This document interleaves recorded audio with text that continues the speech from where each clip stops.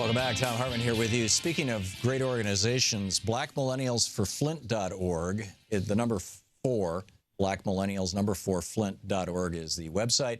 The Twitter account is BM4Flint. And our guest is LaTricea Adams. She is the president of Black Millennials for Flint. LaTricea, welcome to the program. Hello. Good afternoon. How are you? I'm great, and thanks for joining us today. Thank you. Tell me what Black Millennials for Flint is up to. What are you doing? So right now, most recently, we were contacted earlier this week by residents in Pittsburgh, Pennsylvania, where we do have Flint in our namesake. We do focus on lead issues that transpire all throughout the country.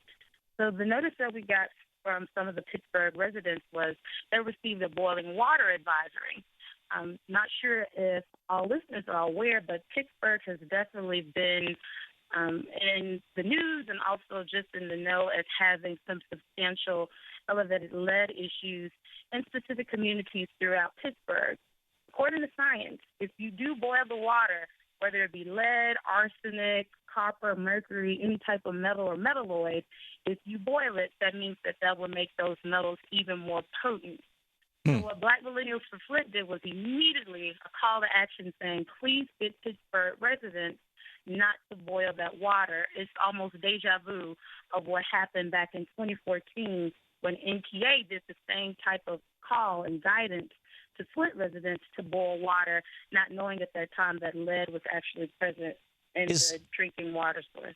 I know that the organic forms of most of these minerals, these elemental minerals, in the elemental mineral form, they're not as toxic, but once they combine with something containing carbon, some organic material, then they're more easily metabolized by our bodies, thinking that they're nutrients, and they get into our bloodstream and they whack us. So, methyl mercury, for example, mercury that has been through plants and that comes out of coal-fired power plants, because that's fossilized plants as coal, is so much more deadly than just pure elemental mercury. Is that what happens with the boiling? Is that the elemental material merges with organic material that's in the water and thus becomes more potent? Is that the... So specifically I'm just going to touch on lead a little bit. So specifically with lead, anytime you add heat to a metal in general, it expands, right? Right. When you think about the process of boiling water, it evaporates. So what happens is the lead that may be potentially present in that water starts to expand more fluidly throughout, in this instance, throughout the water.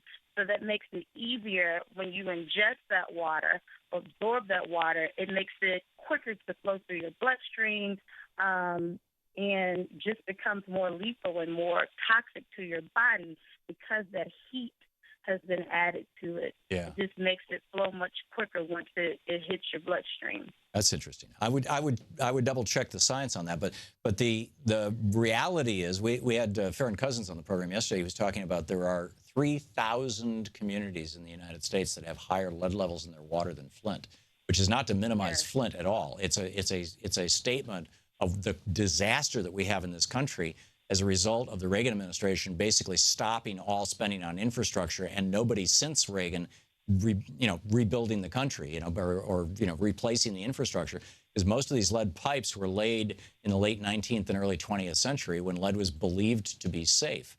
And there are some communities, Lansing, Michigan, for example. We've talked to the mayor of Lansing, where they've figured out a way to run copper pipe through the lead pipes, and they don't have to dig up the yard. And it's a lot faster and cheaper to bring good water into people's homes. But there's giant lead.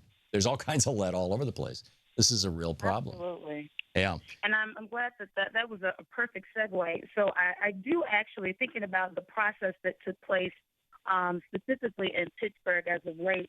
So the reason why it was such a red flag where the boiling water notice actually went out is because there was a test that went out to assess the water for levels of chloride. And what they were a little bit afraid of, and they wanted to make sure that they actually assessed accurately and reported out accurately back to the public, is that there potentially may not have been enough fluoride in the water to ward off bacteria of a plethora of sorts. And so, whereas if they knew for certain that there would not be any access or impact with the water source interacting with dated infrastructure, then yes, the right notice would be to boil the water. Right. However, mentioning infrastructure, it doesn't really matter how high quality, standard of the art your water treatment process is. If that water somehow interacts with any type of lead pipes, then that makes that water source at risk for lead leaching into that water.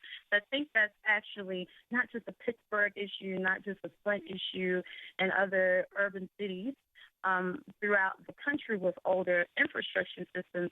It's all over the nation where that's the gap, right? Yeah. Where I think that there's a lot of investment and a lot of time that's spent on the science of the actual water treatment, but until the infrastructure issue is addressed, the lead issue won't go away. Right, I agree, and in fact, they're kind of hand in glove.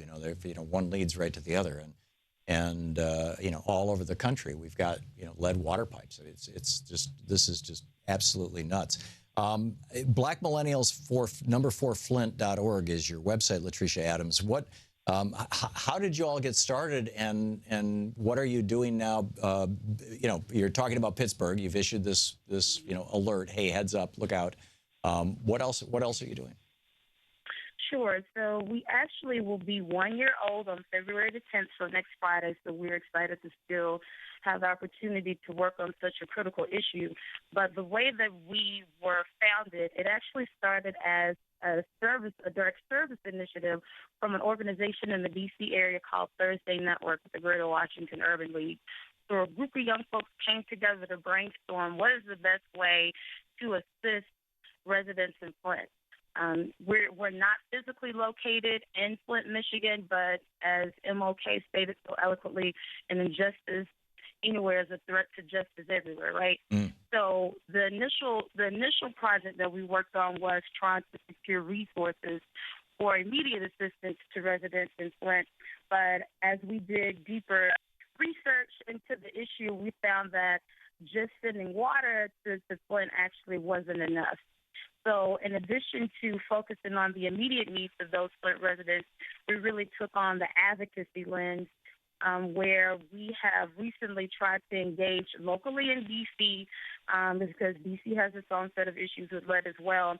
We're trying to engage with elected officials to really, one, keep lead issues at the forefront of their political platforms, and then also going to hearings, testimonies, liaising with folks in Flint, Michigan, to really keep this on a radar with holding elected officials accountable for really putting money into the infrastructure. Again, I keep reiterating that to ensure that this is not just a short-term solution, but very much so investment consistently, so it works long-term. That's great. LaTricea, we're out of time, but LaTricea Adams, Black Millennials, number4flint.org. You're listening to Thom Hartmann.